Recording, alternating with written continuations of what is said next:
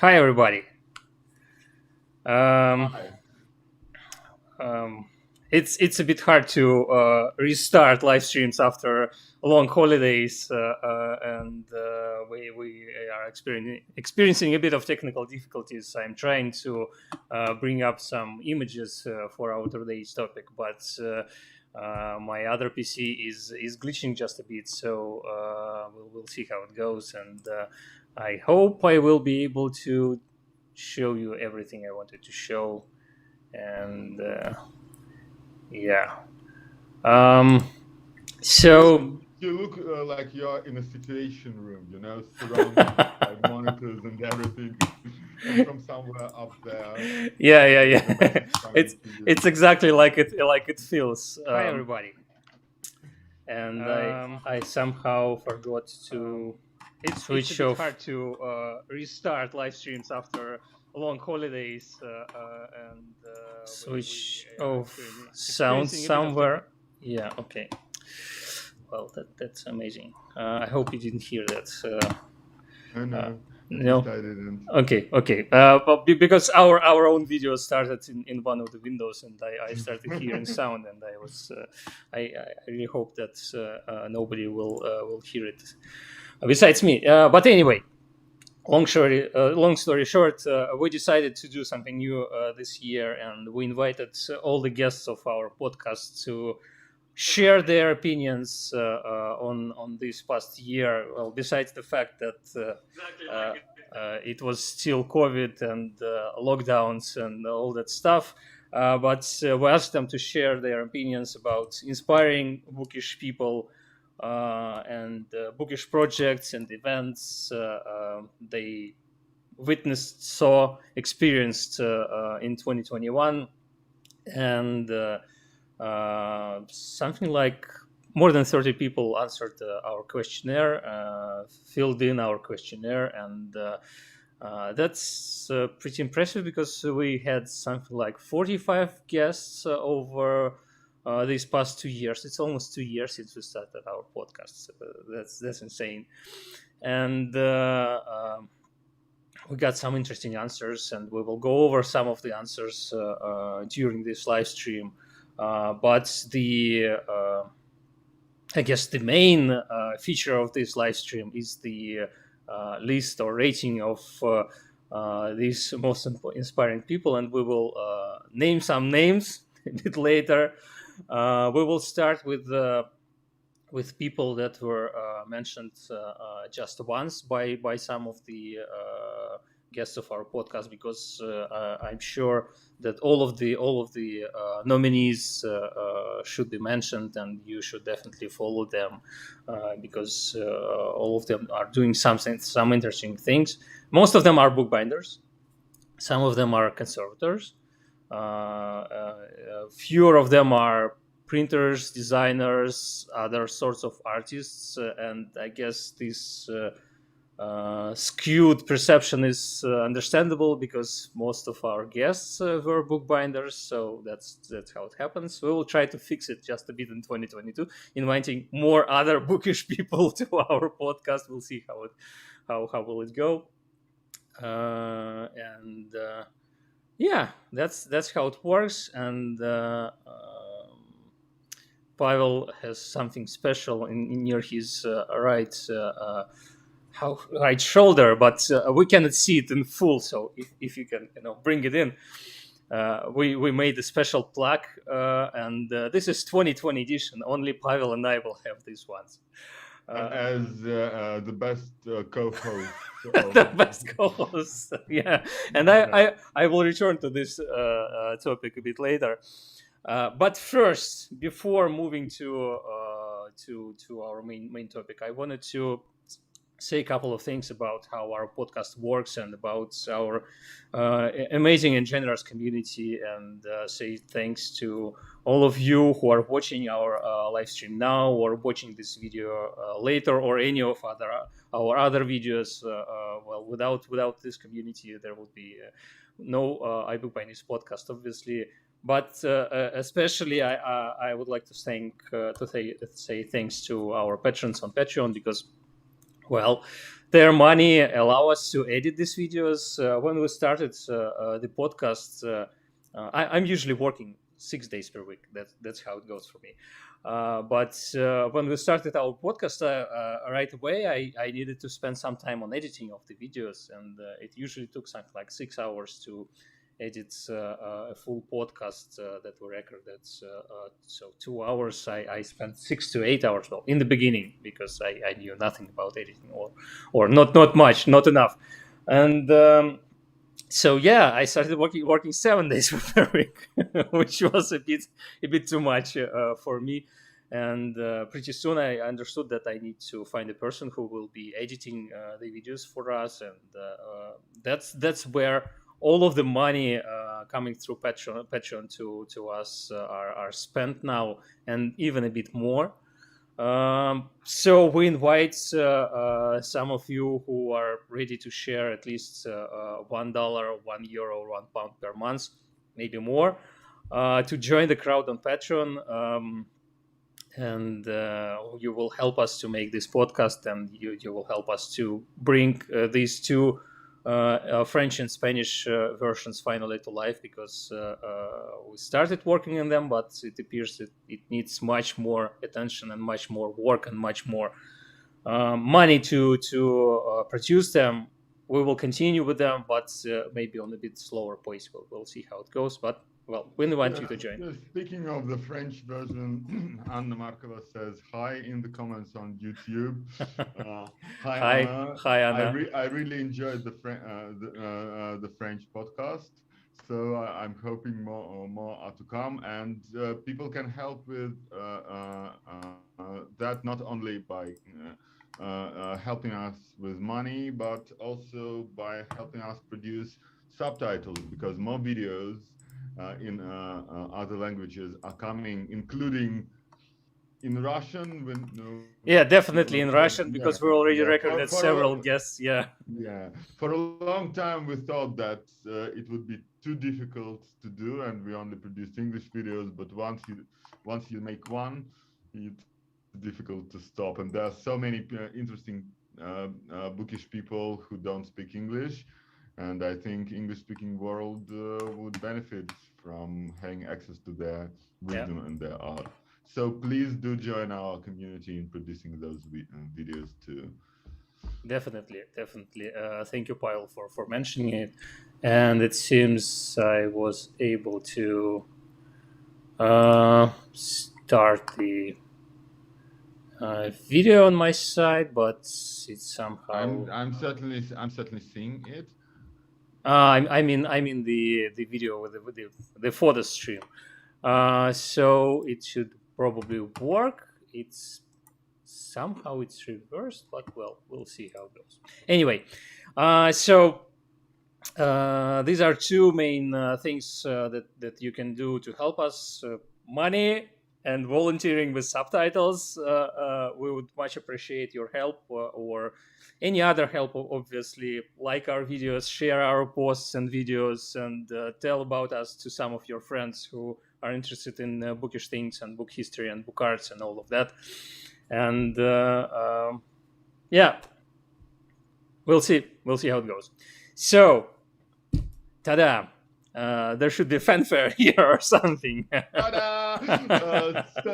So, iBookBinding Best of 2021. Yeah. What were the questions? That's a good question. So, firstly, we invited our guests to tell us who was the most inspiring bookish person of the year for them, and we got plenty of interesting answers. Some of the people mentioned were already guests on our podcast. Some of them are already on our short list, and we want to see them on our podcast in the nearest future, and we'll see how it goes. Some of them were new to us, and it's well, it was one of the reasons to launch this questionnaire, to find some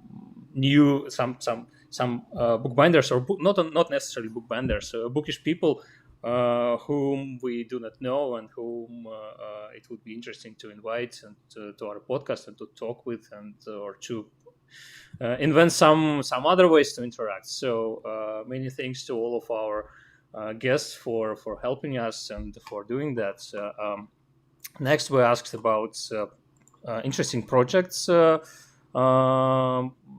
interesting bookish projects of the last year of other persons. So our guests had to recommend some other person's project.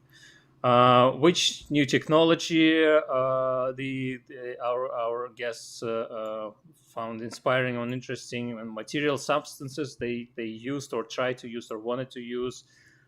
Favorite tool of the year. We will stop on this for a bit later and talk about it a bit more. Bookish events, interesting bookish events of the year. Obviously, there were not many of them, but still there were some, and some bookish events are returning. So that's pretty important topic in my opinion. We asked about their creative plans for 2022 and all that stuff, and obviously we asked which episode of our podcast was most interesting to them or was the best. So there are currently 4 nominations in our top 2021 list. The most inspiring bookish person, best tool or tool of the year or toolmaker of the year or something. Well, we were not sure how to name it. Then event of the year, and finally the best guest of iBookBinding's podcast of the year. Maybe it's a bit too how to say self-indulgence, but well, yeah, we couldn't skip this opportunity to ask our guests. We will start with, as I mentioned before, we will start by mentioning some people who were mentioned only once by our guest and nominated by only one guest, because we think that these people should be definitely mentioned, and you should definitely follow them on Instagram or elsewhere. And then we will proceed with other people, other names, and other things. So they are sorted in a bit strange way, alphabetically, but by name in my spreadsheet. So that's how it works. So Pavel will share the links if there are any links for the person named, and so you can find the information online, more information online. I will post it both on Facebook and Instagram. By the way, as usual, my Facebook browser window glitches. So does the stream works at the moment? Is it everything okay over there? And by the way, yeah, it seems to be live. Yeah, it seems to be live. Okay, yeah, and I even hear it. Well, as usual, by the way, if you have any questions, any comments, please post them on YouTube, on Facebook, and if you'd like to share from where you are joining our live stream, we would be happy to see this in the comment section as well. So, names. Annegret Frauenlob is a printer and educator and book artist from Germany. We have several printers nominated by our guests who are related to printing. Not many of them, but we already recorded a podcast with a Russian printer while I was in Moscow. Both Pavel and I went to him and talked to him. Oh, this will be one of the Russian episodes of our podcast. So I guess we will have more nominations among printers next year. Alice Fox, artist and bookmaker from the UK. Bridget Mitchell from Markup Preservation, Bookpaper Thread, that's online workshops and pretty interesting Instagram accounts. So you should probably check them out. Some more names, just in order Succession. Camille van Bredam, Chris Wenzel, Colin Urbina. He was sort of nominated jointly with other members of the project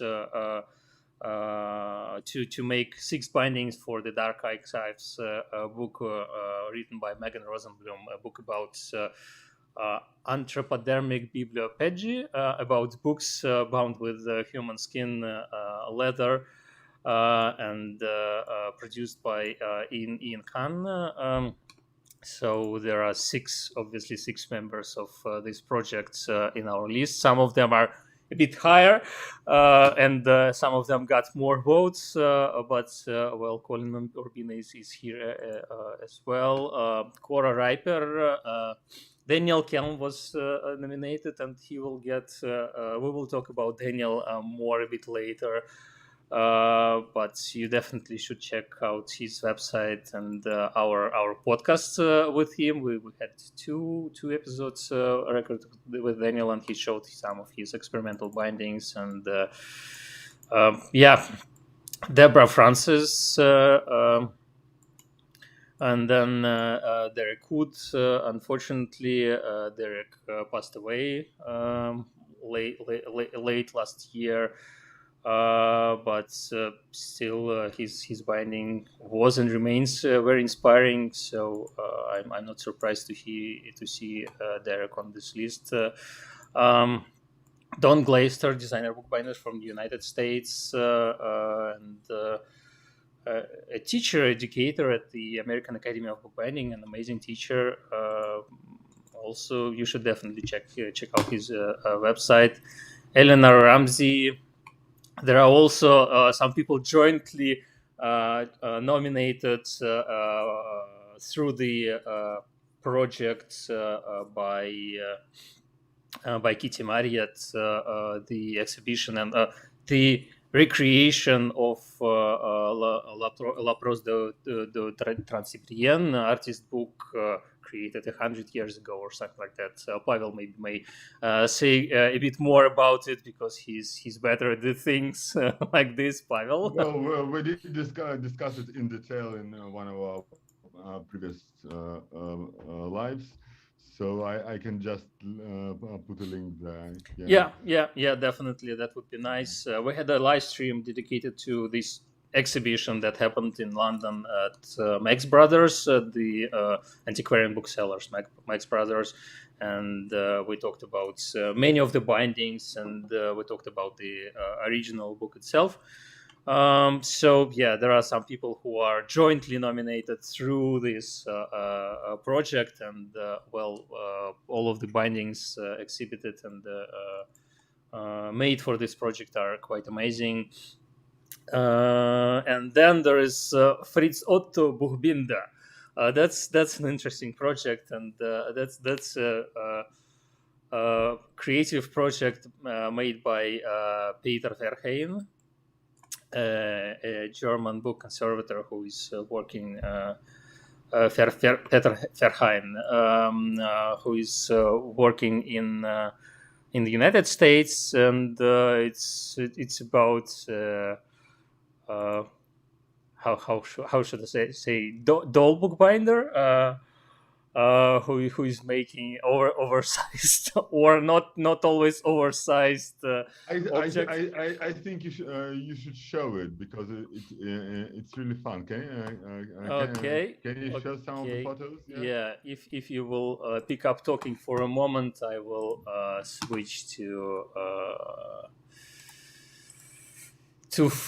Fritz's. So it's a really peculiar one. Usually when you see Ken dolls, they're dressed, I don't know, like hip hop artists or graffiti artists or 1950s husband humiliating his wife. You know, that sort of aesthetic. But here, so much fun. And are these tools actually? Yeah, just a moment. I'm struggling a bit with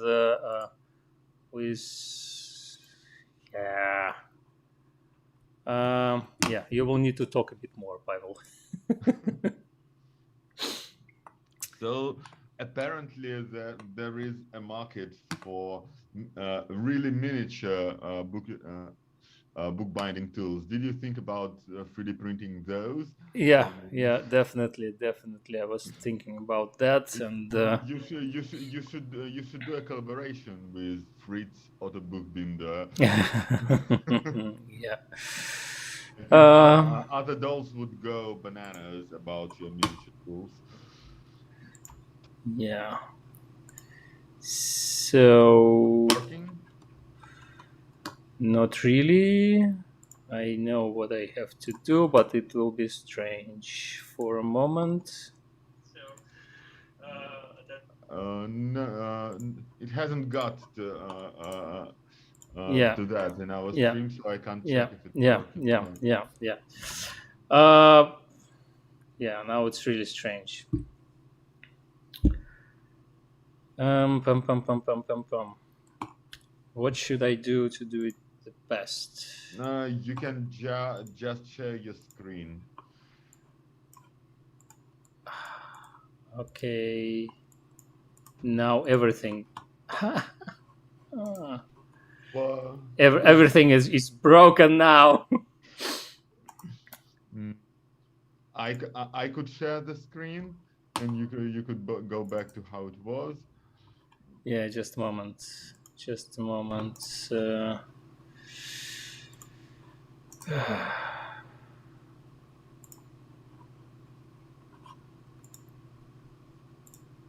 Yeah. Okay. So I'm returning to what it was. Sorry about that. If you want, I can share the screen now, and you'll comment on it. Yeah. Okay. I don't know what we will do with other images. You should enable the screen sharing first. Yeah. Okay. Done. And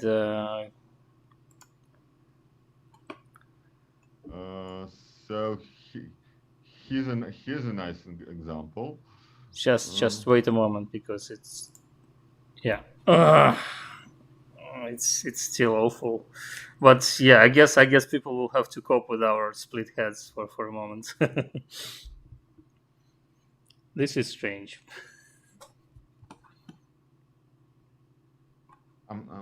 I like this sort of photos from the series, like Daddy's Little Helper, that sort of thing. Mm-hmm. Wouldn't we all like to have those? Do you know anything about the project? When did it start? Why? Well, I've seen it for quite a long time, and we wanted to invite Peter for also for quite a long time to our podcast, and we even I tried to arrange a recording a couple of times, but some scheduling issues, mostly on our side, didn't allow us to do that. At least until now. We should probably invite Fritz Otto. That's a fine idea as well. And we also wanted to talk to someone who works with fish skins. So, okay. So, will you go on with the list? Yeah. So I stopped sharing, if it matters. Yeah. Okay. Just a moment. How should we? We still have to show some photos. Will you show the links with screen sharing, or? Yeah, let's do that and tell me which ones to show. Yeah. Okay. Anyway, when we will return to screen sharing, I will make some changes so that people wouldn't have to see our split heads once again. But next time we need to prepare better. So we ended on Fritz, and then there is Gabi Cooksey. Bookbinder, as far as I remember, from the UK. She also made a binding for Dark Archives project, and Yeah, it was a pretty amazing binding that was inked with the how you call it, with the tattoo machine or yeah. So Gavin Davy, George Kirkpatrick, Hugo Leeson, James Wright Cunningham, Jean Wyatt. These are all the people that were mentioned by our guests, and you will find links. A lot of links. By the way, Anna Markova on YouTube writes, I've seen this Ken binder on Instagram. Do you remember there were another Barbie binder a few years ago? Yes, I remember there was a Barbie binder, but I'm not sure who was creating this project, but there was. Yeah, she's also a printer Barbie. I found some images. She's a versatile craftsperson. Gemma Lewis, Jonathan Tremblay, Julian Thomas. Julian is also another person, I think a fellow of Designer Bookbinders, to whom we wanted to talk about some of the bindings. Kathy Abbott, one of the earlier guests of our podcast, and book conservator from London, from UK. If you are interested, you can watch our talk with Katie on our YouTube channel. She's an amazing person, an amazing book conservator. Quite a few talks, actually. We've talked like 3 or 4 times by now. With Kathy, no, I think we were recorded with Kathy only one time, but there were 2 episodes. But yeah. Or was it? Was it? Oh, I recorded it without Pavel. Pavel haven't joined the podcast yet at that moment. So yeah. Then Katie Ebro, Marbler from St. Petersburg.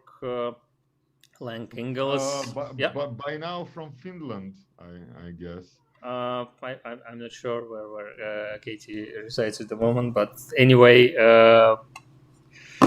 somewhere in between. Lang Ingalls, bookbinder from the United States, Luigi Castiglioni, Maria Rozaikin, she's a bookbinder from Moscow, Russia. Maria Wilgenkamp, and then there is a project at Fine Press Books on Instagram. That's a project dedicated to a collection of letterpress printed books and letterpress books, which is quite fascinating to watch. I think. This project was nominated by whom it was nominated? By Simon Beatty. Yeah, I think it was Simon Beatty who wrote us about this project, a bookseller from the UK. Matthew Zimmerman, Midori Konikata Kokram. I had a chance to see her binding once again during the exhibition of La Prose du Trans-Sibérien in London, and that's an amazing binding, and other bindings as well. Monique Lallier, she's working in the United States as far as I remember. Nate McCall, and an amazing binder as well. And Tan, or you may know his project Timothy Bindery, a bookbinder from Vietnam, and a really inspiring person who is trying to do his best with an absence of many tools in Vietnam, making and recreating tools, small tools, large tools, presses, creating all sorts of books, trying different techniques, and it's really interesting to see his endeavor in bookbinding. So once again, definitely please check his Instagram account. He also has a Facebook page. You can find it Timothy Bindery on Facebook. Papir Sprina, a marbler, then Patricia Owen.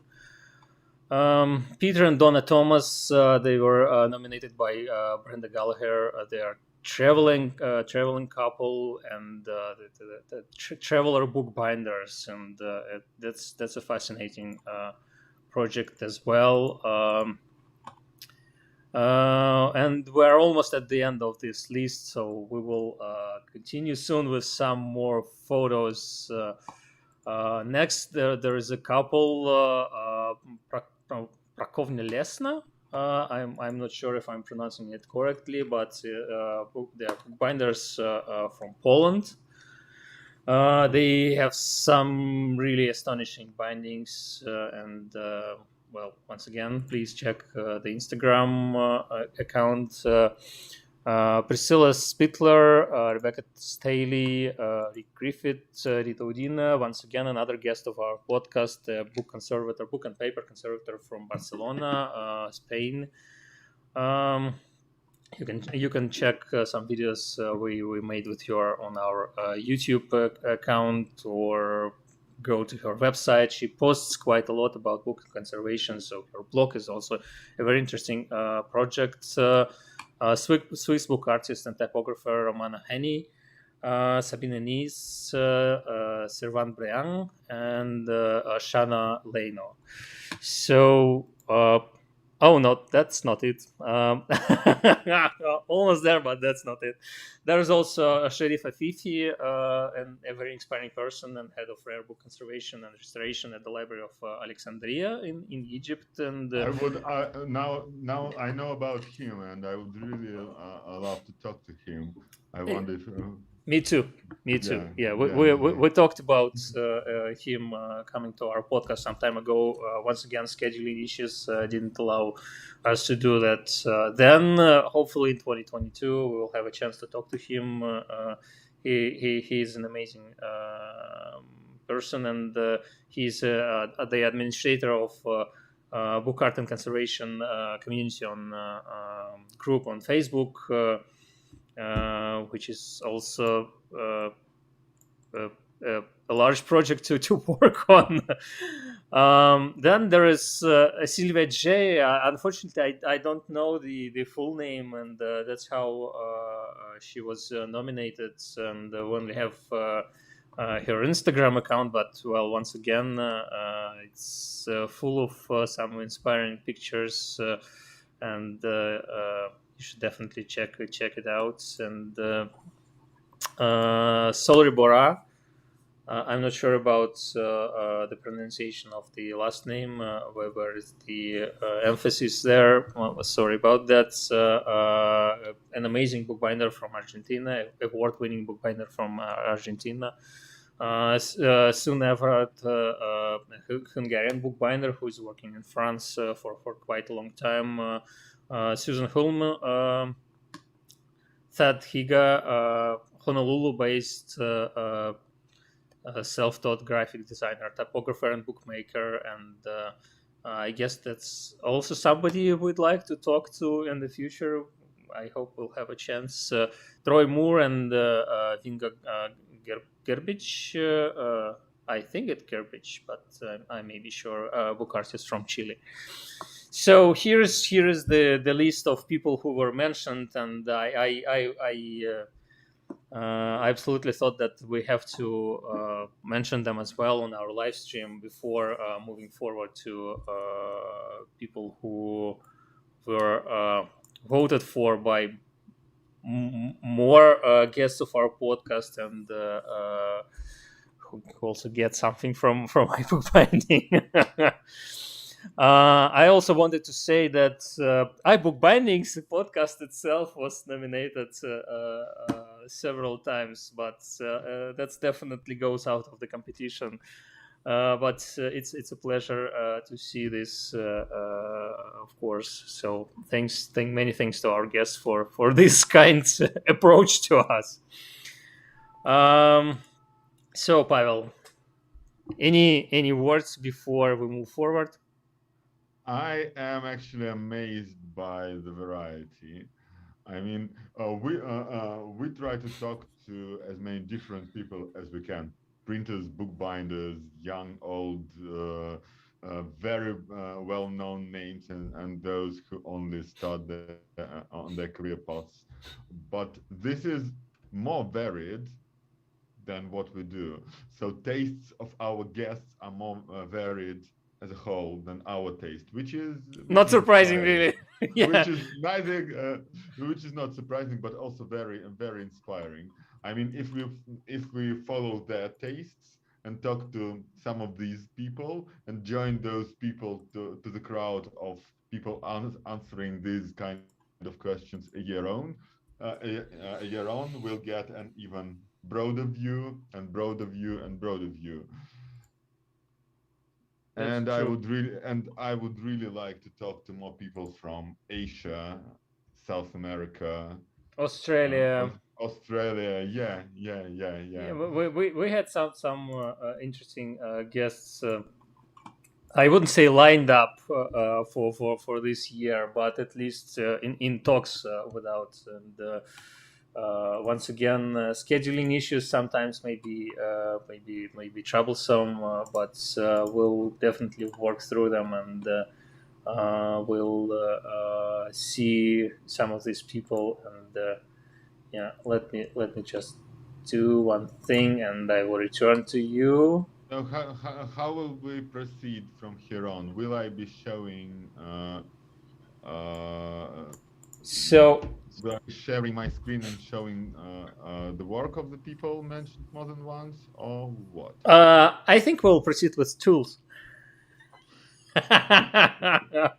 So the question. Okay. we will keep the most voted. So we have two bookbinders. Well, this year's two bookbinders who made it to the top. To say it, who got the most votes out of all of our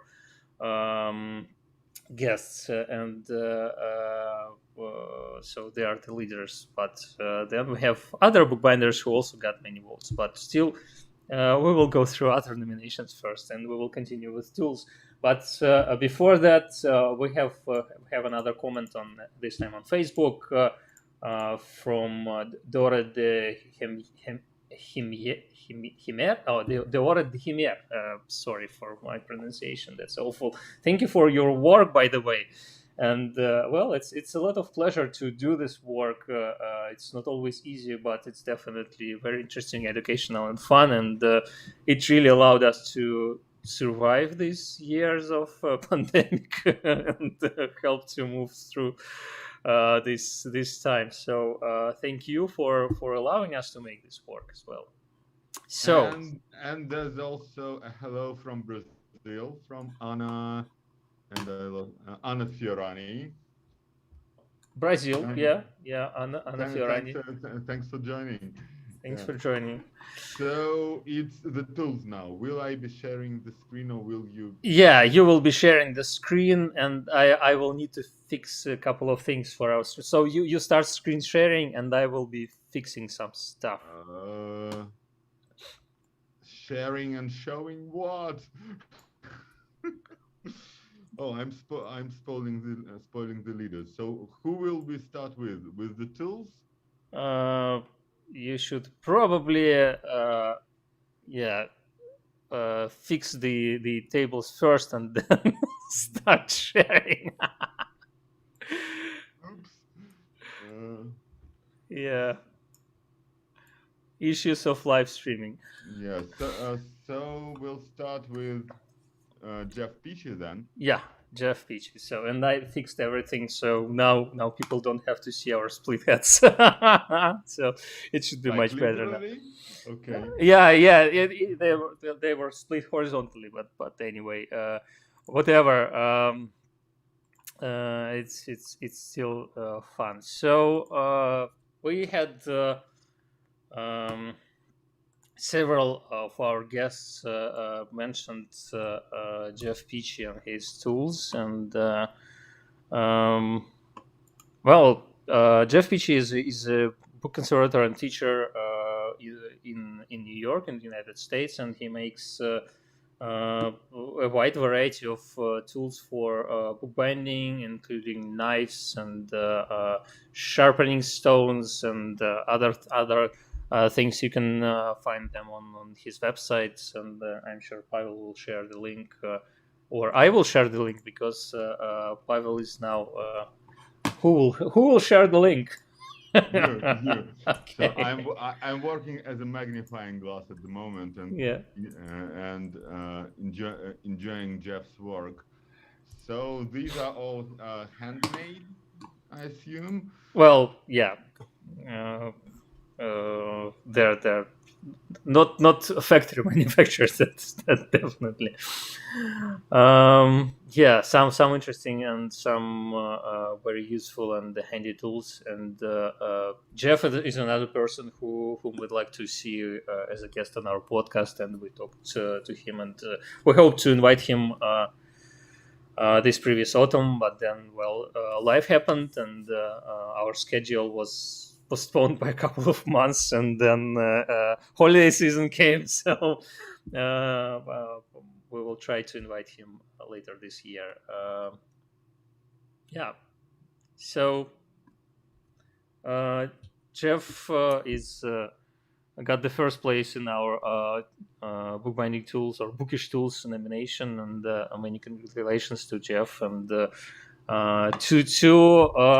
the people that got to the top of our nomination list. We will send these plaques, as Pavel showed you the plaque for 2020. We also made this newer version for 2021, and it can stand or it can be put on a wall if you want, because there are these how do you holding holes.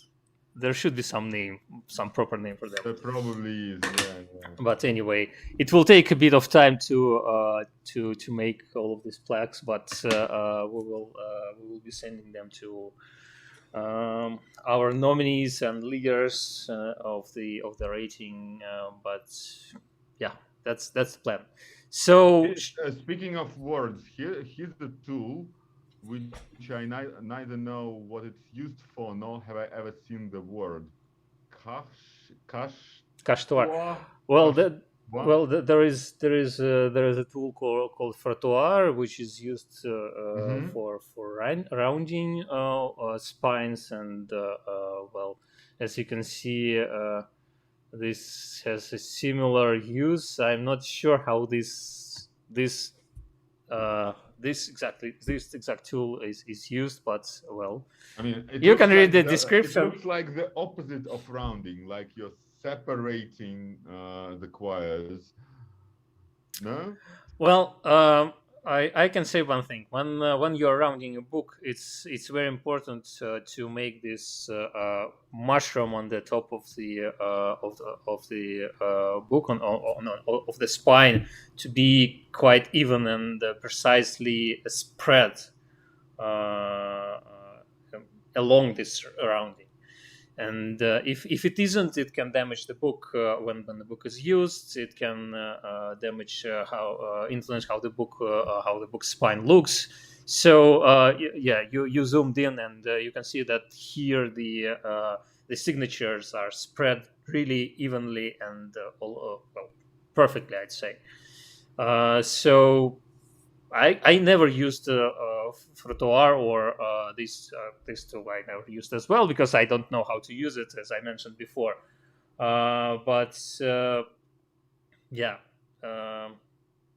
Probably you can read the description. We have hello lads from Turgon92 on YouTube, and hello to you too.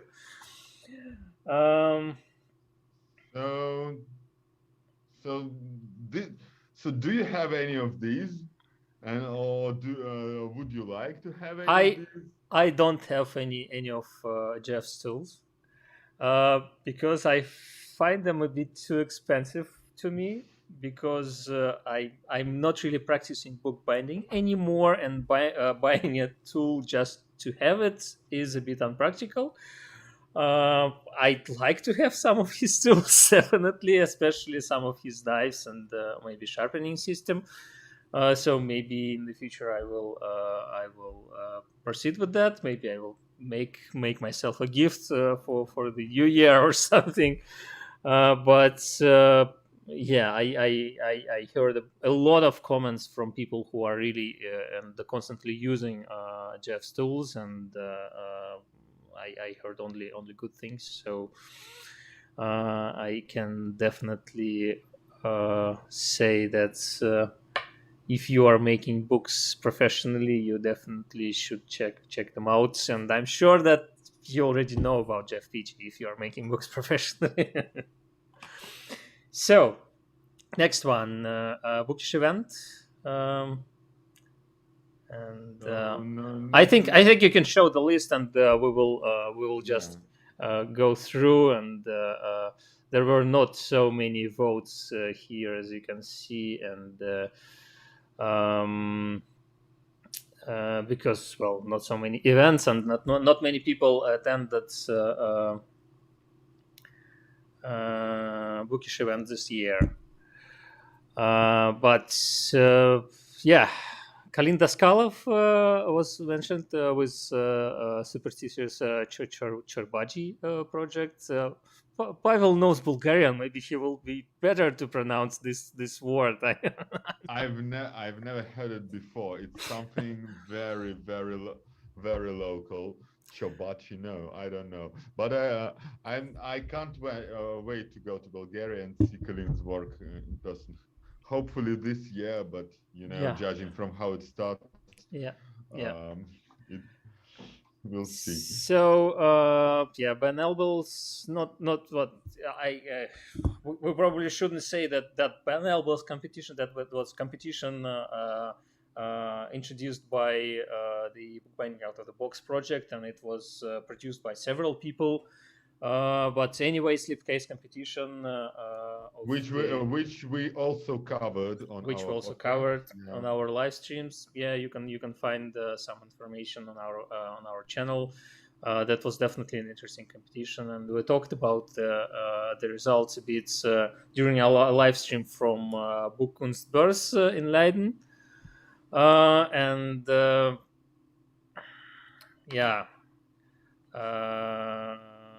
So, and Boekkunstbeurs in Leiden is the event that got the most votes, by the way. So, yes, that's so good for them, and hopefully next year it will happen again. Well, this year, not next. This year, yeah. They are annual, right? Yeah. We had a live from this event.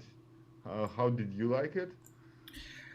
Well, it's a tough question because I was a participant there, and I sold stuff there, so I liked it a lot as a seller because I sold a lot of stuff, and it was much more profitable for me than the fair 2 years ago, which is I guess there are many reasons to that.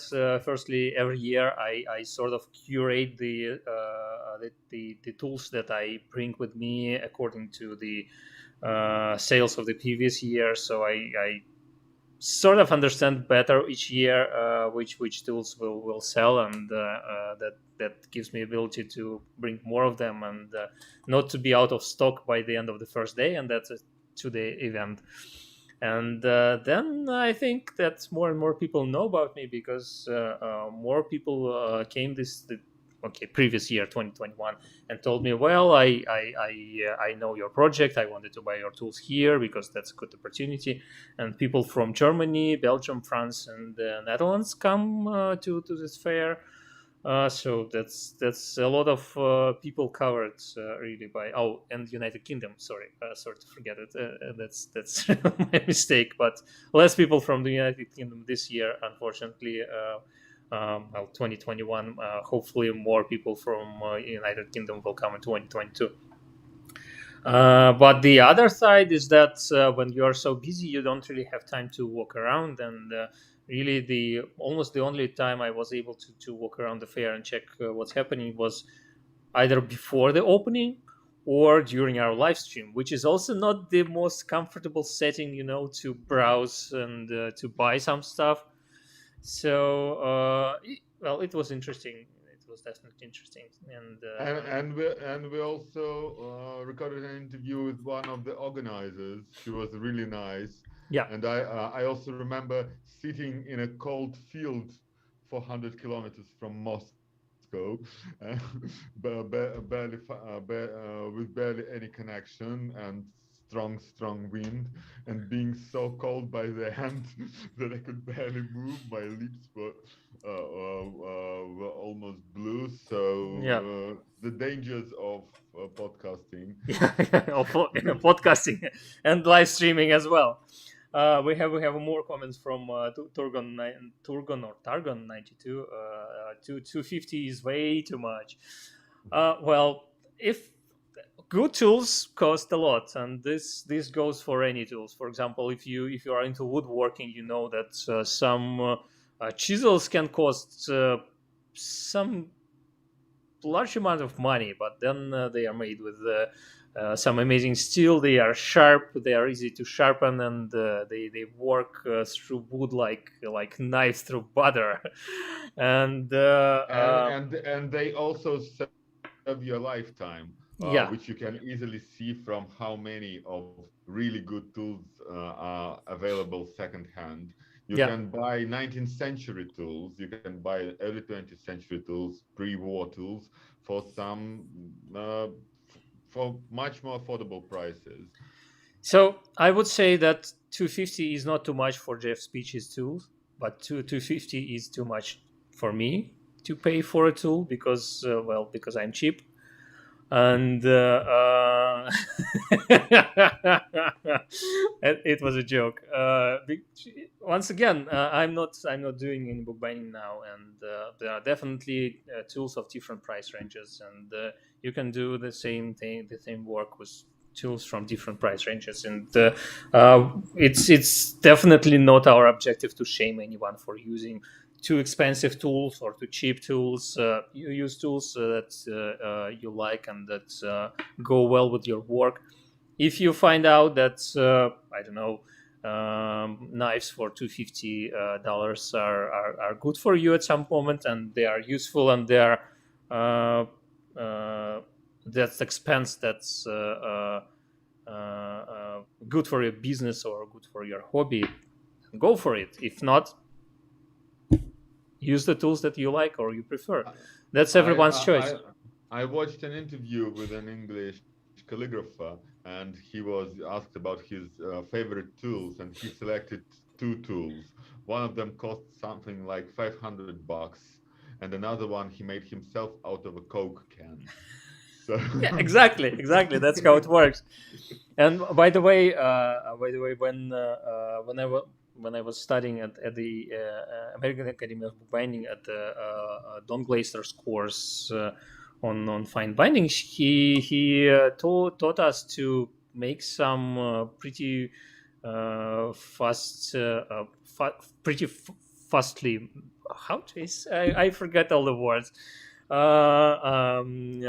Pretty cheap and easy made tools for tooling, and that was quite impressive. And you can really make a tool with a brass wire, with thick brass wire and a rope, and start making gold tooling or on your car or something like that.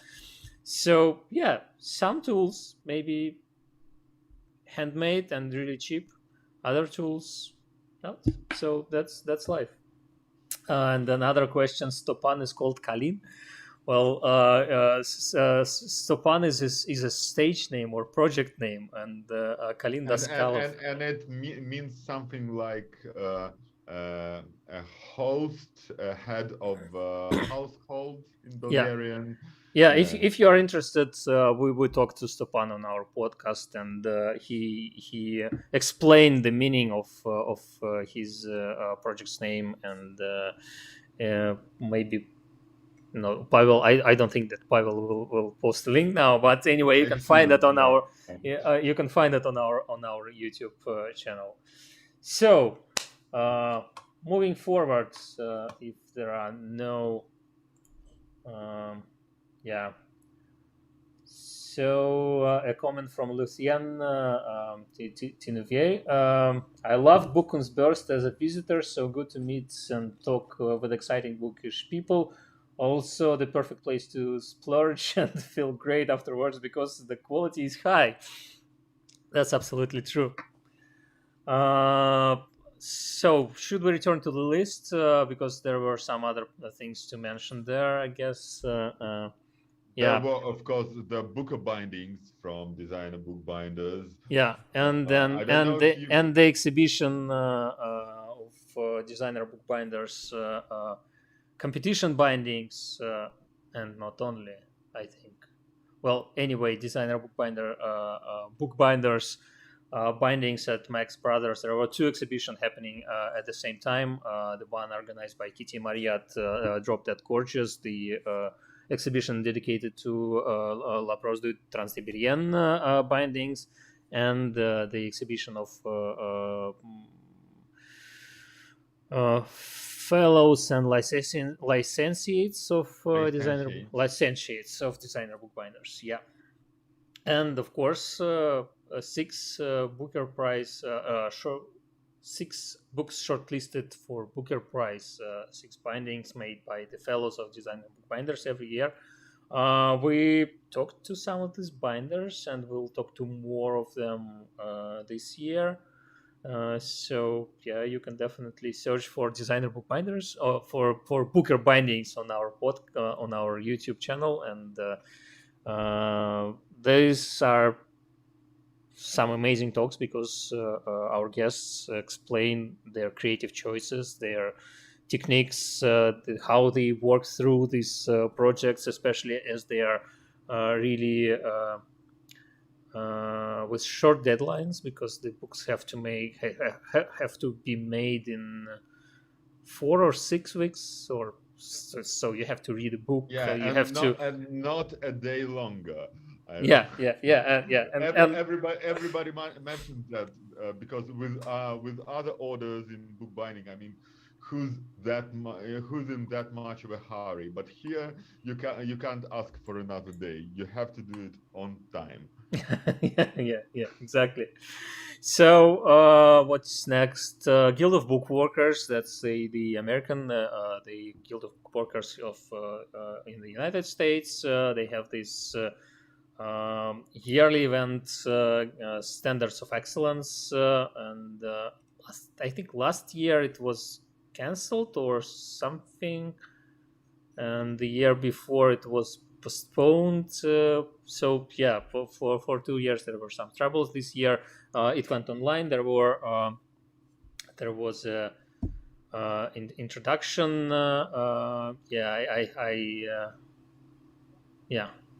There was an introductory stream, and then there were 3 seminars, 3 presentations, and I also watched them, and that's a great opportunity to learn something new, and I'm not surprised that some of our guests are nominated this event, and it definitely shows a trend, because there are other bookish events that went online during these past 2 years, and we talked to some bookbinders as well, who mentioned that they had to shift their approach to how they sell books, how they market their books, and that's how it works now. Sorry. Yeah, and what about this podcast that is also on this list? I know nothing about. Have you listened to them, the Book Collector podcast? No, not yet. At least I'd have to do that, I guess. If but any of our listeners can comment on it, is it any good? I've subscribed. I haven't listened to any of it yet, so I'm looking forward to it. By the way, if you know other podcasts that we should get familiar with, there are so many, and you are coming out every month. So it's not really possible for us to follow it all. So please send us your links. We'll be very grateful. Definitely. So next category. Category is the best podcast guest. And that is Daniel Kelm. Yeah. Daniel was leading by a lot. There are some other names we should probably mention, but we recorded a two-parter. I think was Daniel. We had 2 1 hour plus episodes with him, and he showed us around his amazing studio. He showed us some of his experimental book structures and experimental bindings, and Pavel is showing you some stuff. So he likes to experiment with box shapes, book shapes, how they complement each other and fit to one to another, and it's pretty amazing to see some of his bookish projects and book sculptures in the photos, but when he showed them in action in a video, it's much more interesting. So that's so they move, they change shape. That was a fascinating. That's a shout out to our listener to listeners of our podcast on iTunes or SoundCloud or elsewhere.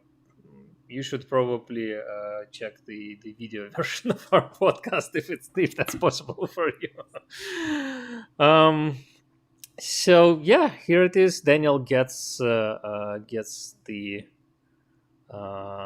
plaque from iBookBinding as the leader of this nomination,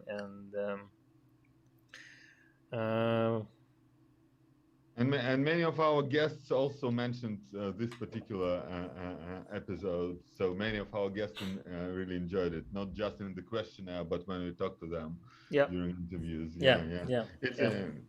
He's a great guest. And so other guests, will you show us the list of other guests just to Dimitris Koutsipetsidis, our Greek guest, bookbinder from Greece, pretty amazing. José Cambras, the first guest of the Spanish version of our podcast, Julia Zillon, the first guest of the French version of our podcast. And we have with both of these guests, we have second episodes almost ready, and I really hope we will post them soon. But we'll see how it goes. Kalin Daskalov, Stopan, Kathy Abbott, we mentioned her already, book conservator from London. Mark Cockram. I think Mark was a guest on our podcast more than any other person. So you can obviously see that we like him as a guest for our podcast as well. Peter Garrity, a bookbinder and bookbinding teacher from the United States, from Boston area. Richard Minsky, one of the latest guests of our podcast, bookbinder, book artist, and artist in general from New York, or from the state of New York. Almanac Girl Binding. Okay, I should have added some notes and prepared better for this part. Where's table? I'm not sure what it was. Oh yeah, I know what was about. It was about it wasn't the podcast episode. It was a live stream where we discussed girl binding, and Pavel talked quite a lot on the matter. So you can definitely find this episode among our live streams. And then Eliana Gomez, originally Brazilian and now living in the Netherlands, a book conservator. We had a very interesting episode recorded with her, and Alicia Bailey, a bookbinder from Mexico, who is also a co-host of the Spanish version of our podcast. So yeah, all of them are pretty amazing guests, and I'm glad that they got mentioned. I should probably add that not all of the people who filled in our questionnaire nominated anybody as a best podcast episode or something. So the list is not very long. By which I assume they were too shy to nominate themselves. Maybe They shouldn't have been. Maybe. So yeah. And now for the main event. Yeah. And Okay. then Nguyen Tang, Timothy from Timothy Bindery says hi on Facebook. Hi Timothy, and I hope I haven't absolutely butchered your names. Sorry if I did. It's today is the most challenging day for me because I have to pronounce names of people from all the different countries and traditions, and my head is spinning already. So, Where do we start then? Switch it off for a moment. I will Okay. make some changes and will. I didn't mean like that. I mean just switch to some other window because now everything broke. But okay, Okay. wait. Yeah. No. Yes. No. What should I do? I'm confused. Wait for a moment. Let me do my magic and. So you counted our guests to be what, like 45 of them in total, but with many of them we've recorded more than one interview, so we must have had what, like over 50 interviews by now. Yeah, I think we had something like 25 bookish talks and 25 iBookBinding podcasts, the long podcasts already, and we have more of them in store, so you can switch back to screen sharing.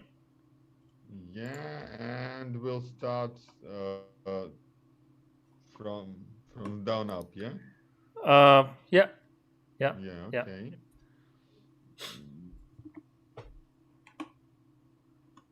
So you can comment on this. So Tracey Rowledge, what kind of work does she do? Because this was a new name for me. Just a moment. I will do some more stuff. Yeah, I've seen some works of Tracey previously, and that wasn't the first time I heard the name mentioned, and you can go to the Instagram account, and there are lots of different works and lots of different types of mediums, including bookmaking. So she has experience in fine art, in education. She was educated in fine art, and also she implements that experience in book arts or bookbinding as well, but not only that. So I think if you go to the Instagram account, you will find many examples of that. And she clearly likes experimenting with shape. Here's a talk about La Prose de Transsibérienne. Yeah.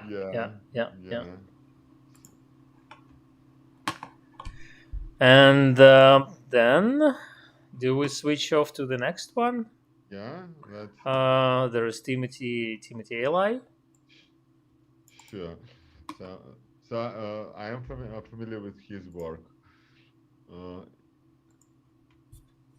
You're familiar with his work. Yeah. If I can find it here, yeah, this is I think this is the sort of thing he does.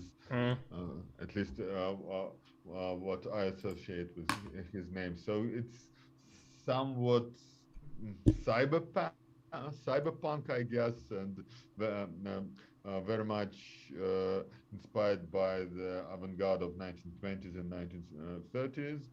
Uh, his his works are always, I mean, oversaturated with motifs and colors and techniques, so they're somewhat of a puzzle to unravel.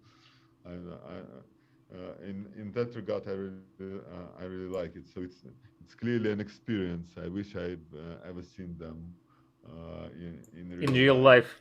life. Yeah, Yeah. definitely. And I think I should stop mentioning that people on this list are the ones we really want to see as the guests of our podcast in the future, because it's almost obviously it's almost obvious that we definitely want to see them at some moment as the guests, and we'll see how it goes. Next, already mentioned Peter Verheyen, a book conservator and creative person in many other ways. I just can't stop looking at it. I mean, look how cute he is. And that's a great project. And also a person in charge of the Press Bengal project, a great source of information on book arts and book binding and bookish stuff. And yeah, he's also in charge of the bookish mailing list. I'm subscribed to book arts mailing list.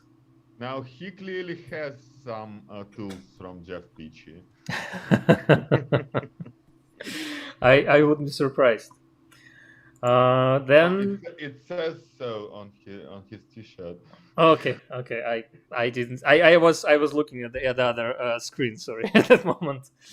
Nadine Werner is a paper designer from Germany. We hoped to record an episode with her. And I really hope we will do that. And she besides her books and her bindings and her book structures and innovative book structures, she posts a lot of her photos of her experiments with paper and shapes and folding and cutting and all that stuff. And this is absolutely amazing. And her Instagram account is wonderful. So there are people who do some amazing work, but there are people whose Instagram account is amazing, and it's a pleasure to watch and follow. So Nadine is definitely one of these people. Maybe we should introduce a nomination for the best Instagram account next year, because. And I would also like to mention her work with cyanotype.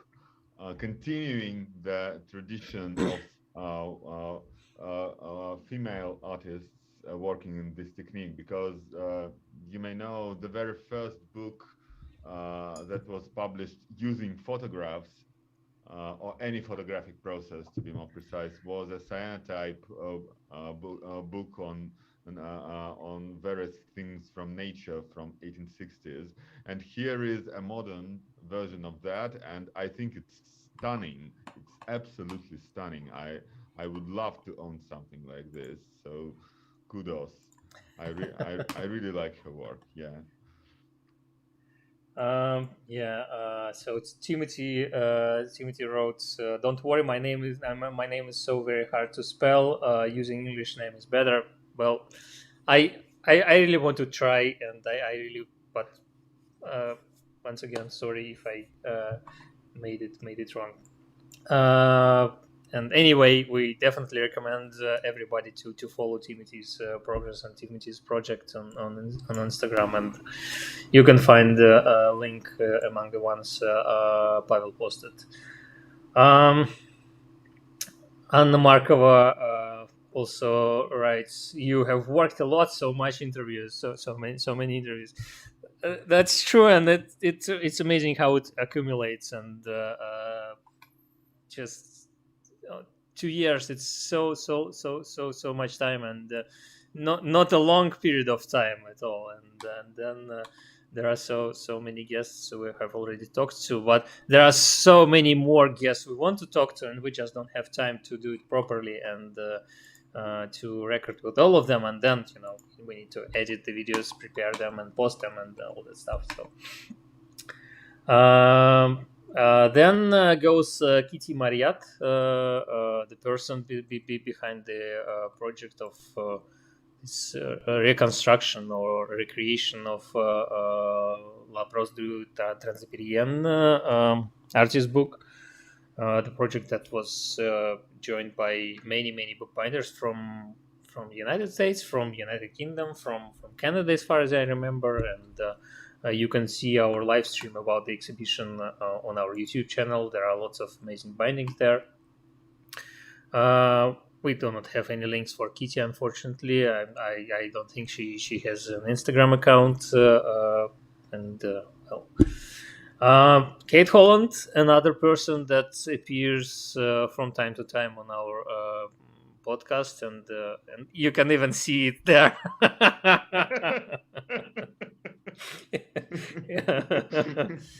So now it's a fractal podcast, fractal live stream. An amazing bookbinder and a person who makes a lot for designer bookbinders and for the UK competition of designer bookbinder. Yes, I think for the UK. As I said, my head is spinning, and we talked to Kate about this binding, about the binding she made for the Booker Prize, for the book that became the winner of the Booker Prize in 2021, and about some other projects. And we also talked to her about a new project about with the diamond encrusted. Bling of a book, which is soon Breakfast at Tiffany's. That's soon to materialize. So it's almost ready. So, she's an exciting person to talk to. She always has so many plans. She does so much, and she also has children and the house. And the husband. It all takes a lot of attention.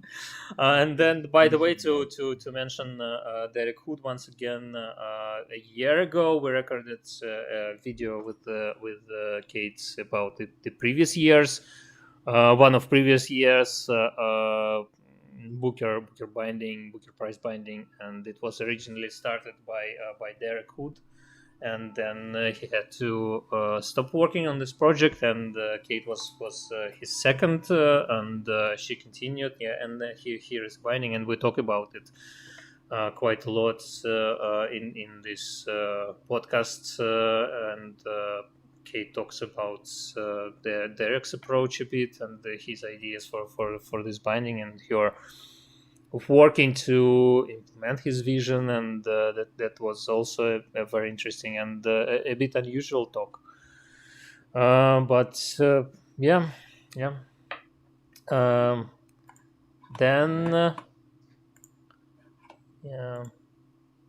Let me check something. Okay. Next we have Jin Hu. Or better known by some, I guess, as Huhu Hu. As it is her Instagram handle, and she's originally from China, and she works in London, and yeah, I had a chance to see some of her bindings, and they are pretty amazing. And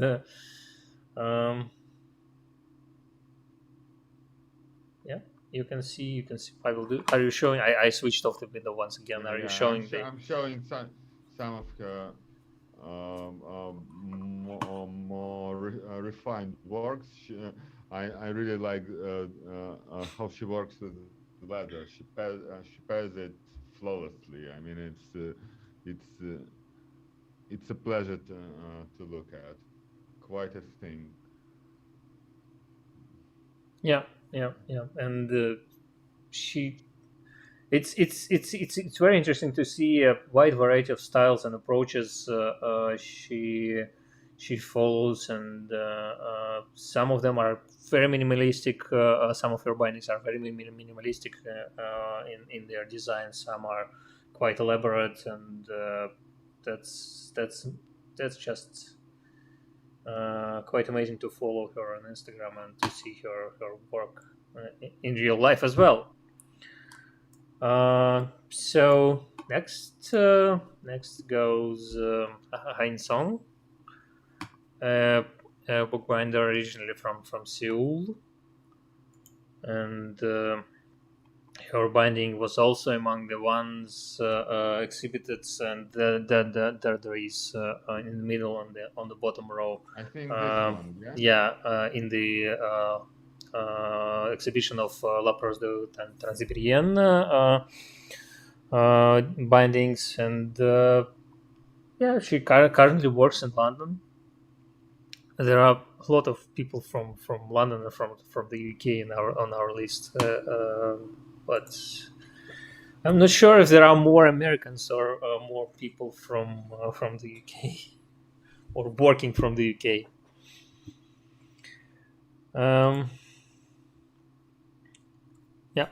Some pretty amazing work and a lot of interesting details and shapes and patterns. Yeah. I really like the attention to details. You see that? Can you go back one photo? You see that orange triangle, and in one place it's above the blue circle, and then another, and the same with the green circle. So that's some work. That's some standing work. Yeah, it also invites contemplation. Once you notice one detail like that, you want to look at all of the details. I think this is a very wise move. Yeah, absolutely. So, moving forward. Yeah. Oh yeah, and then by the way, she also makes some pottery. She made some pottery. As far as I remember, she made some pottery this December. Oh yeah, sure it is. It looks just amazing. I mean, I want something like that, and she was selling some of these or all of them. I don't know. As you can see, at Winter Market, but Winter Market. This Winter Market happened in the United Kingdom, and I am not there. Next one, Dominic Riley. I don't think he has an Instagram. We faced this issue some time ago already, and the only real source we could find for Dominic is his page on Designer Bookbinders, or his description on Designer Bookbinders, and his biography. And Designer Bookbinder, teacher, lecturer, educator. And a fan of pop art, clearly. I really like his colors and his composition, especially this one. I mean, wow. you don't even notice it's a book at first. It jumps out at you. So, moving forward, Coleen Curry. She's a bookbinder I had the chance to meet in the United States at the American Academy of Bookbinding. She was helping at some classes, and she was showing us some of her bindings with stone veneer, and some pretty amazing bindings, and yeah, those I think on her Instagram there are also some of her works, and but it's also a closed account, at least. Instagram. Oh, okay, sorry, because the link I had. Oh no. Okay, there are some bindings there, but there are some other things there as well. But you can definitely check her website and. How much would a stone veneer covered book weigh? Well, not so much. We talked about stone veneer with Lori Zauer, as you probably remember, and she described the process and the peculiarities of this material, and it isn't really different from. So it's not really stone. It's just thin layers of stone pasted on some base material that allows you to use it and to cover object with it, including book covers. I really like the textures in her books. Let me. Oh no, it's too low quality. Is this one of the stone veneers? Probably not. It wouldn't go over. It can go over the edge. Yeah, it's a pliable material. There are some issues with that, but as far as I remember, I never tried stone veneer. I only heard people talk about it, so I may be not the best person, to comment on that. But I, as far as I understand, it's pliable enough to cover the edges and to do the turn-ins, and then we have Alicia Bailey, the owner of how do you pronounce Abecedarian Gallery, Gallery in Denver. I think it was Denver. Yeah, in Denver, in Denver, Colorado, United States, and a book artist, and I think it's another person with whom it would be interesting to talk about artist books and book arts. And she also uses Daniel Kelm's construction in here. That's his approach. The via binding or. Yeah. But then he has influenced almost everyone working in this kind of style. Yeah. So moving forward. Yep.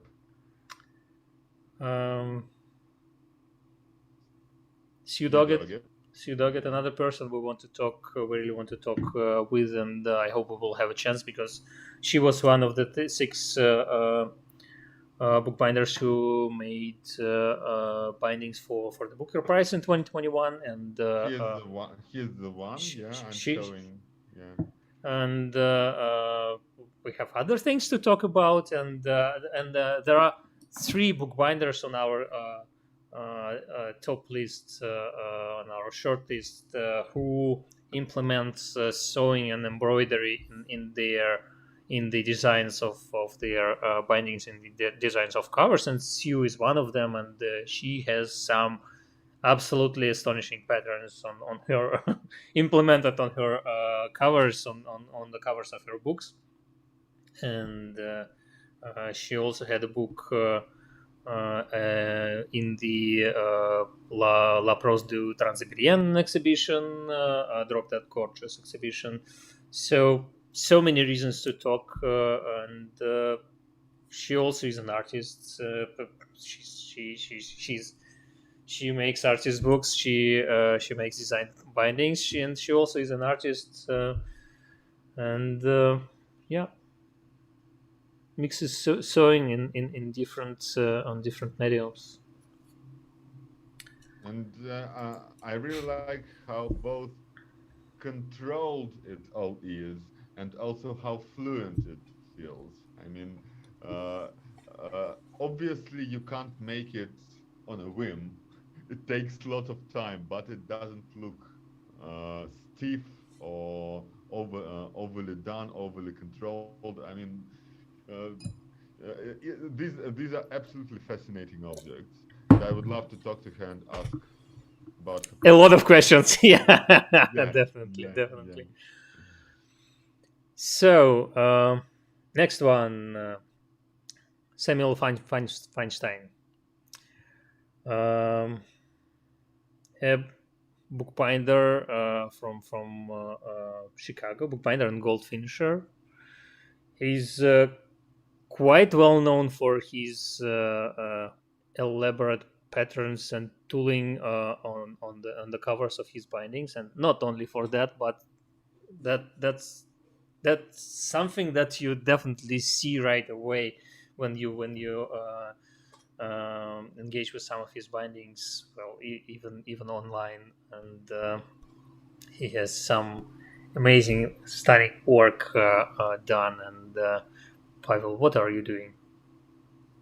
I'm showing his work. Am I not? Yeah, it was just you were switching screens so fast that we couldn't see anything. Sorry. You were taken by the tooling, I guess. I really like his marbled papers too. Yeah, it's quite impressive how it works together. Yeah, and so much work done on this one. Look at all the tooling. I mean, it's on the inside, on the outside, on the edges. I think we discussed it quite a bit with some of our guests. That at least I feel this way, and some other people also. That there are some binders who try to follow in their gold tooling, try to follow traditions of 19th and 18th century, covering the bindings with these repetitive patterns and fleurons and other decorative elements. And while this is an astonishing task to do and really hard work to do it, well, not even perfectly, but just well or good, you need to have a lot of practice to do that. And I'm always astonished to see these bindings from a stylistic point of view. From it feels like something really outdated, and it somehow, to me, it feels much more outdated than when you see recreations of medieval bindings. I don't know why. But here you can see very elaborate and detailed and strange and interesting tooling, which is absolutely different. So you can do rich gold tooling. You can cover your book cover with patterns, and it won't be just repetition of something that was created that was standard in the 19th century. It would be innovative and inspiring and beautiful. Well, at least that's what I feel about this binding. like say this one. I mean, you want to play with it. With your mumbling or you're not really helping our audio listeners. But anyway, it should be really hard to listen to this episode on audio. So, next one. We're not ready for the next one. Pavel is not ready to move forward. Louise Bescond. Louise Bescond. She's a French bookbinder who is residing and working in Belgium. She's the person we made a special live stream in December, our last live stream of 2021. I went to her personal exhibition and we talked about some of the bindings presented there. That it was a retrospective exhibition, amazing bindings, and if you want to see some perfection in bookbinding, you should check Louise's bindings. And she, as we discussed in this previous live stream, she passes some of the tasks to other professionals because, as she herself says, if you want to do things perfectly, you need to focus on some of the processes and allow other people do other processes perfectly. Like edge gilding is made by a different master, Jean-Luc Bongrand, as you can see in this description, by the way. And I think I heard that Jean-Luc is something like the last person in France who is able to do gold edges on deckled edges, not on the cut edges of books. And once again, there were some books made like that exhibited there and on that exhibition, and you can see photos and videos on our live stream that was streamed on December 14th, as far as I remember. So, yeah. Next, we move forward to Graham Patten, book conservator at the Boston Athenaeum, and his bindings are very sculptural, and that's something that he talks about. He writes about himself in his bio and his about section on his website that he follows this dynamic sculptural approach and implements some mechanical elements into his bindings. So yeah, this is more about motion and things like that, and some of the structure is just. I have been looking at these for a while, and I'm still not sure if it's usable as a book. I mean, would you be able to read from it, or would you be too distracted by all the things it can do? Depends on your definition of reading, I guess. but then again, when it matches the content, like here, yeah, a book about origami design. I mean, okay, I would really like to know how he makes these, though. I mean, and that's why we definitely have to talk to him. Once again, as with almost everybody we mentioned today. I also really like these. Okay. Yeah. They look like Japanese fold screens, and you can play around with them in different directions. So, and he sells a short video course on how to make them. Mm-hmm. So if someone wants to experiment in that regard, he's also a great teacher. I mean, what are these? What are these exactly? What? I want to know. I want to know what this is. Yeah. This is fascinating. Look what he does. Yeah. This is. Yep. This is strange. And fun. Books should be fun. Absolutely. So already mentioned Dimitris Koutsipetsidis, our colleague from Greece, and another amazing bookbinder and bookbinding teacher. and the maker of bookbinding tools, by the way. And bookbinding blogger, because he's even better known for his blog than he is for his Instagram. And that's something I also wanted to mention, because Dimitris has some amazing interviews on his blog with other bookbinders and bookish people. So you should definitely check out his blog and see the interviews and read them, and see a lot of other people's amazing bindings shared there and shown there. We talked to Dimitris on our podcast. I think it was a three part episode. So we talked to him for more than 3 hours, and we went really deep as far as yeah. Especially as he's philosophy major and philosophy or philology. He's a philology major with interest in philosophy. Yeah, I mixed it all up. Anyway, we went really deep, and it was an interesting talk. And he shared some of his early experiences with failed bindings, or with bindings that he things are failed, and we talked about box making as well, and there were some interesting insights there about that, about some interesting approaches and strange approaches to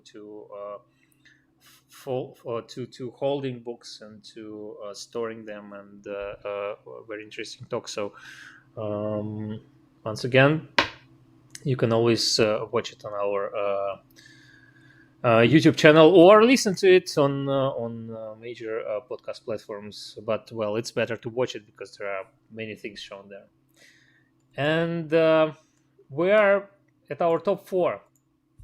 And while, as I mentioned, Erin Fletcher and Kalin Daskalov, Stopan, got the first place, Hannah Brown and Benjamin Elbel were very close to this mark. So this is, I definitely can say that it's our top 4, and they were mentioned many more times by the guests of our podcast and other people. And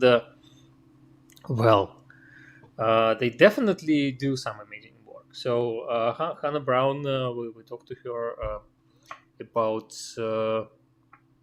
firstly about her embroidery in bookbinding, and about binding that had this architectural patterns and design on its cover. I think you will have to scroll quite a lot to find it, because it was a project that happened a year ago or something, and Hannah posts quite a lot, and that's absolutely amazing, because we can see many different steps of her project.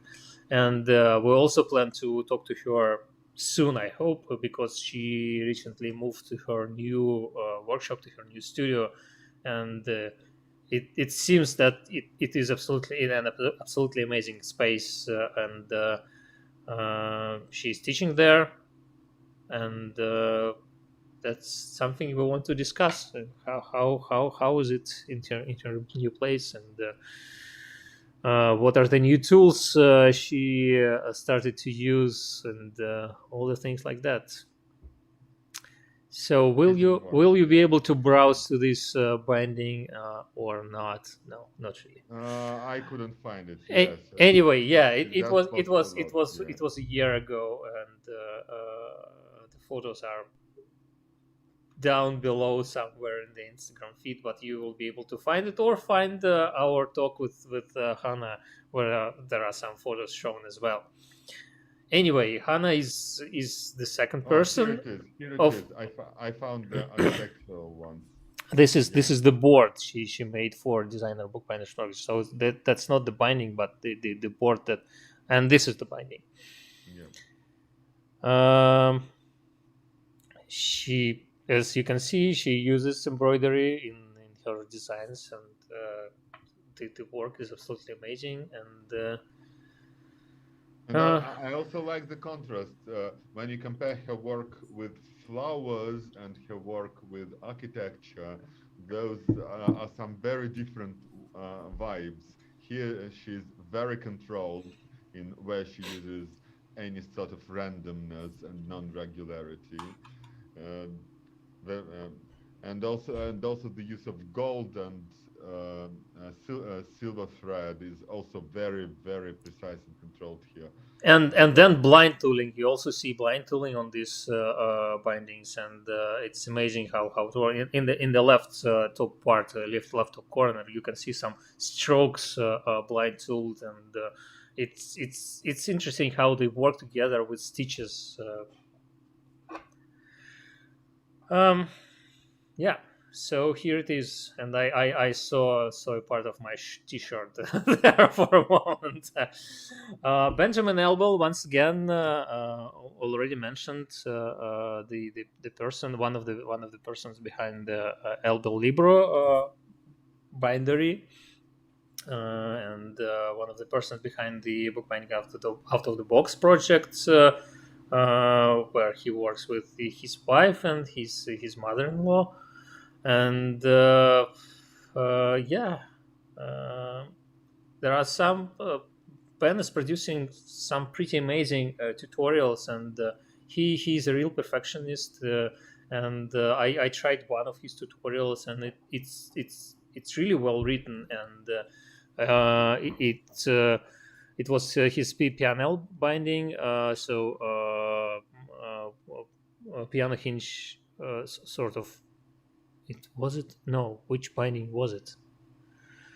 Okay, I'm starting to mix up all the things. So anyway, the binding was not the easiest one to make, I guess, but with this tutorial, the process was really straightforward, really well described, and it was quite easy to understand what you need to do, even while some steps were, needed some special attention.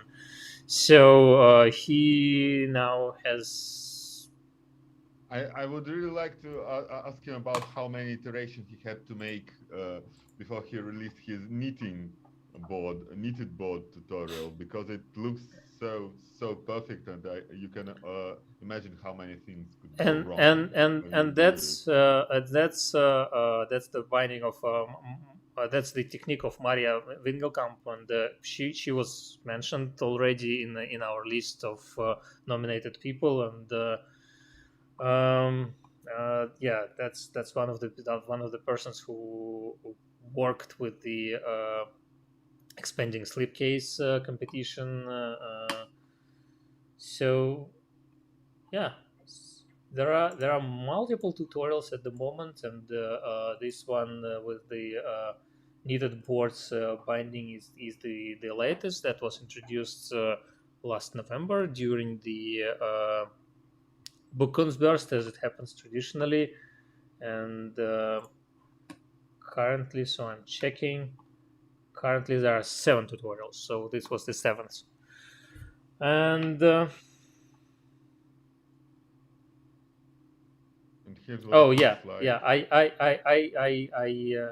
tutorial that I tried following and followed and made a book with it was the Dora Porter binding.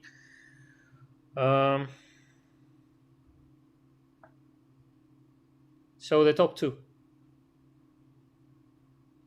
That would be Stepan, I assume. That's Stepan, yeah. And his ever more elaborate books. Since we recorded our interview, his techniques became even more over the top. I really like this.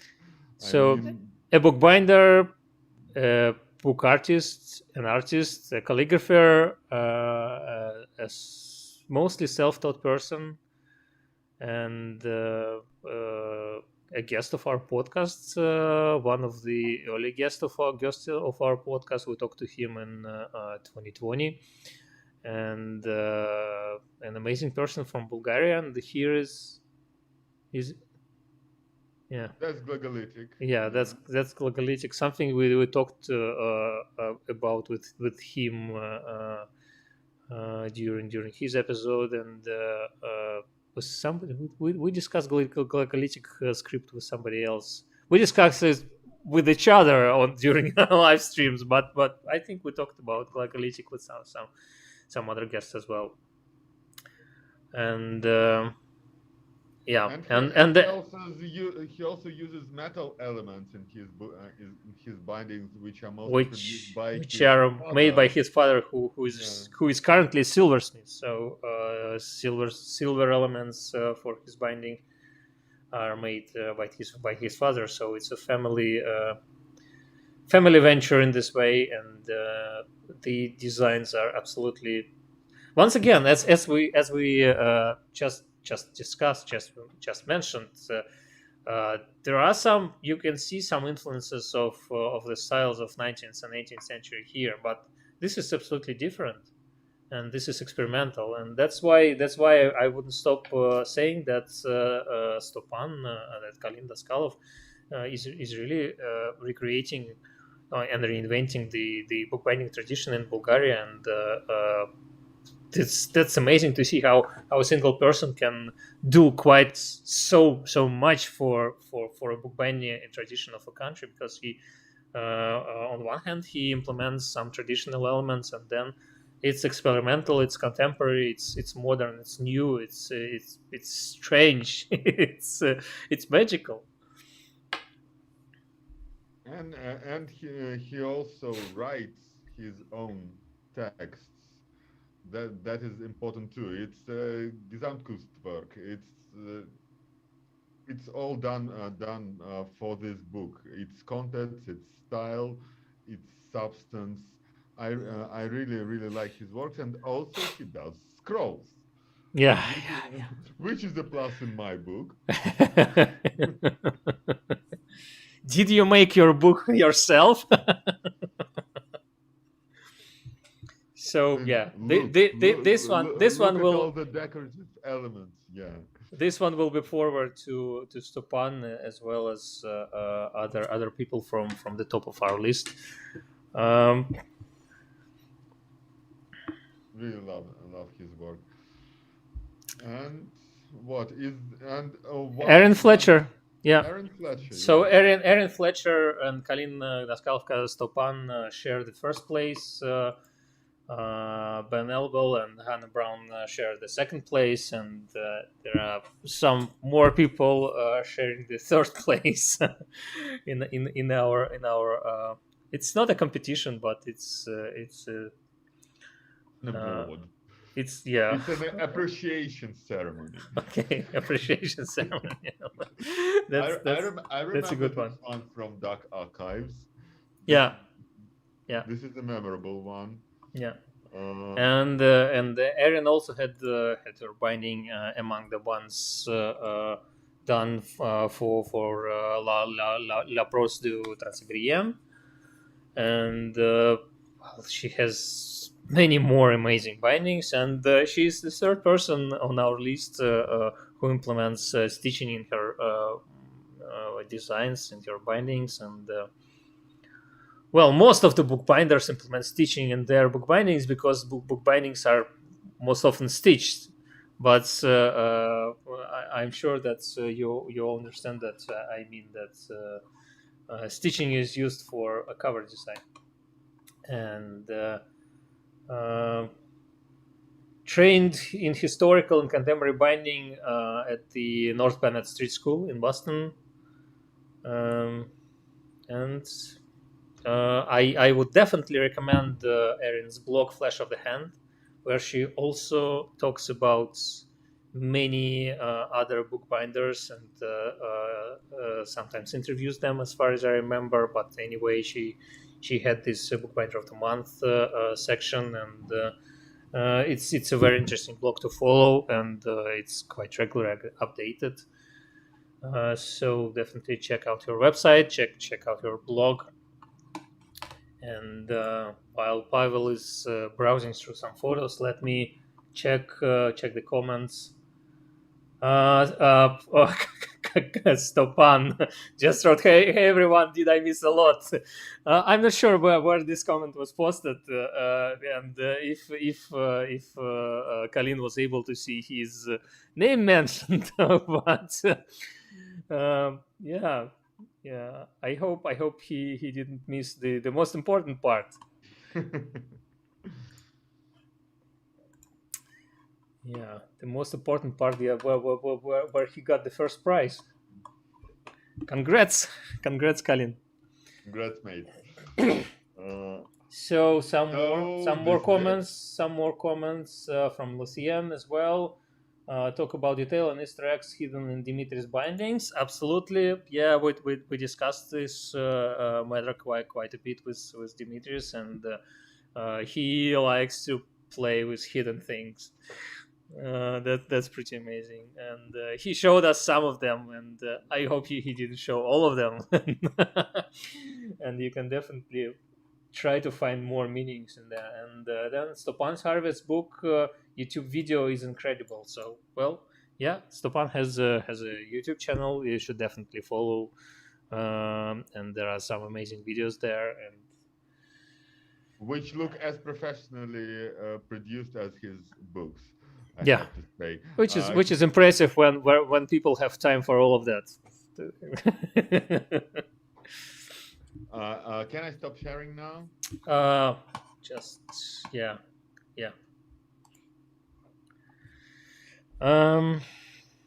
So this was fun. It was fun, yeah, not without some fails on our part,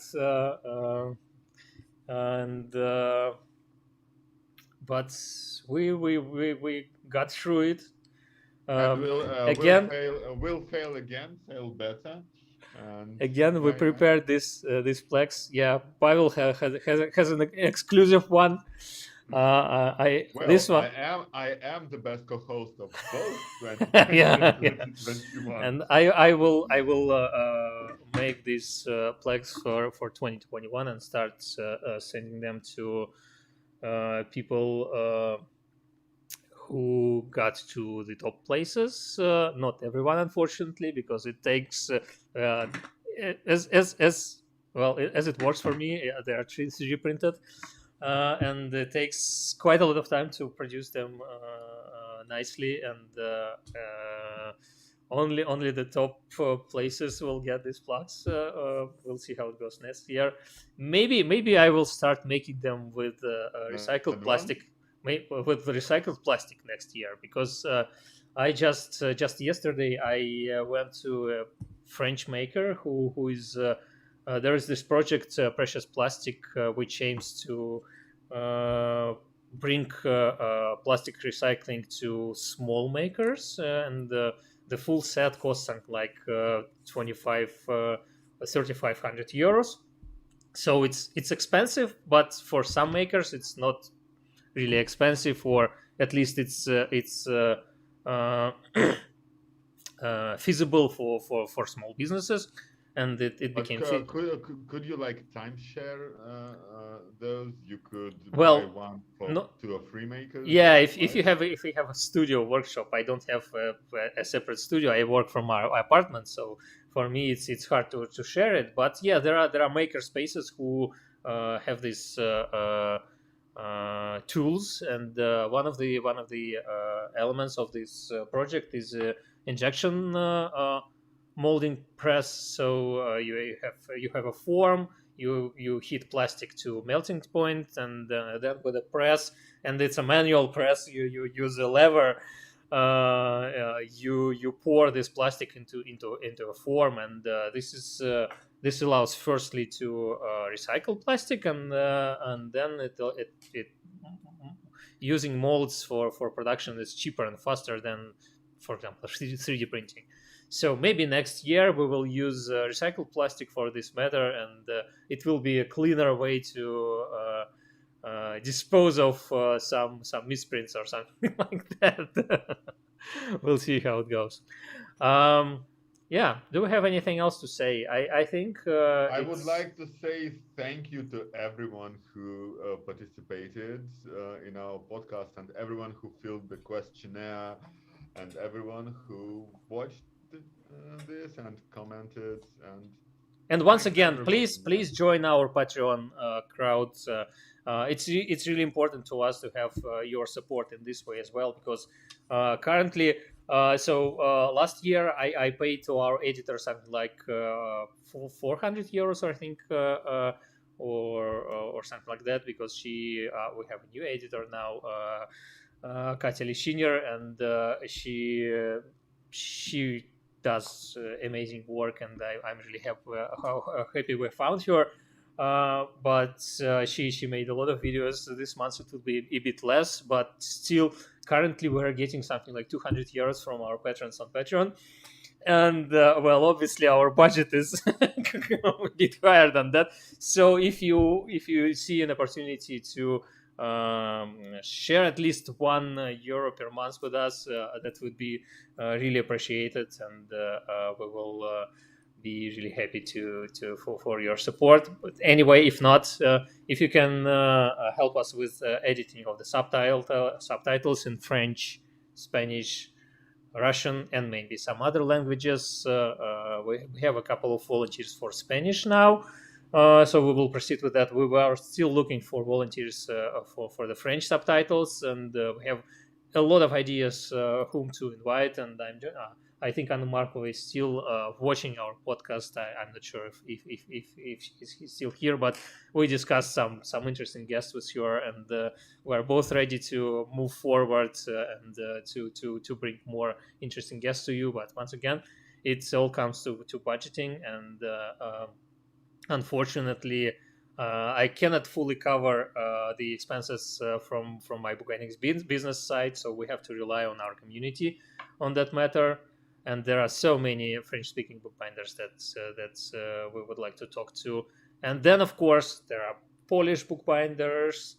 There are bookbinders in China, Japan, Singapore, all over the world, speaking languages that are not that we cannot speak.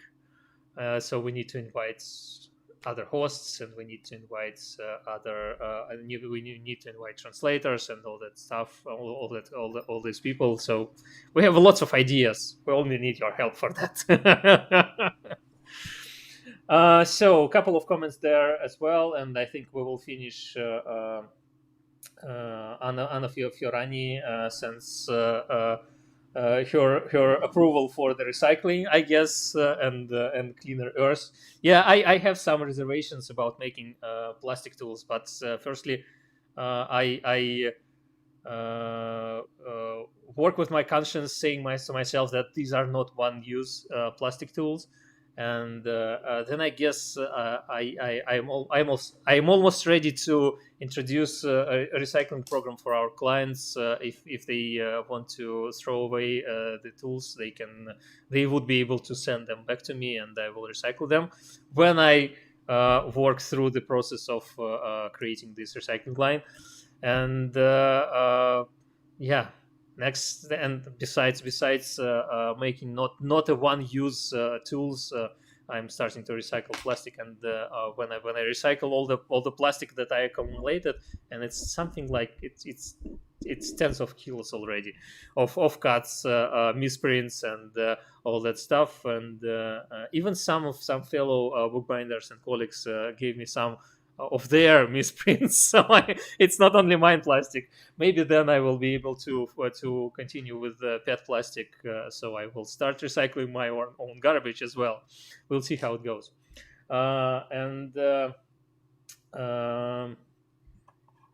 Yeah, Timothy from Vietnam, thank you for your mentioning. It was a great pleasure to talk to you, Timothy, and to see your work. And yeah. And Stepan and Kalin is saying some nice things about us. Absolutely, you two are really a driving force for the worldwide bookbinding community, which sounds like a lot of weight on us. A lot of pressure, yeah. Thank you, Stepan, for putting that weight on our shoulders. And he's wishing us a wonderful and successful new year, which is also what we wish everyone watching and listening in. And he also wrote, I posted it right before you started talking about my work, guys. I'm really honored. Really, you really made my day. Well, we're happy because you made a lot of our days with your work. So please continue doing that. And I hope other people mentioned in this video from the United States and from South America and from Mexico and from other countries from Americas. We'll see this video a bit later today because it's still late night there. Yeah, something like I think with Brazil the time difference from me is something like 6 hours, and from New York is something like so early 8. morning then. So early morning to late night, because in California it's still late night. And we had an additional part where we wanted to talk about some plans of our guests of our podcast that filled the questionnaire. Maybe we will keep it for the next time because it's already 2 hours and it's a bit too much. We will also split this live stream into several videos later and post them separately. I guess we will separate smaller nominations of toolmaking events and the best guest of our podcast as a separate video, and then we will talk about the top nominees of the inspiring bookish person of the 2021. Thanks everybody. Join the crowd, like, subscribe, ring the bell on YouTube, share our videos everywhere. Please help us to grow just a bit, and we'll bring more interesting bookish people to you on our podcast in 2022. We have a lot of plans and a lot of fun and interesting ideas, a lot of exhibitions to discuss on our live streams. We have plans for our live streams currently for 3 months in advance, and every week something new comes up. So and we'll see how it goes. I haven't yet told you which exhibitions I found in the last few days. Okay, yeah, that's how it works with Pavel. So thanks again, and see you next time in 2 weeks. See you. Have a great year. I hope this year will be much better than the previous. It will. Yeah, and we'll stay for a moment while Mark Cockram joined. Mark Cockram joined, and he was definitely mentioned as one of the best guests of our podcast. So hi Mark, but we are finishing our live stream. You'll have to watch it in the recording. So I will start switching off this stuff, but we will stay with you for a moment, and we'll see how it goes here.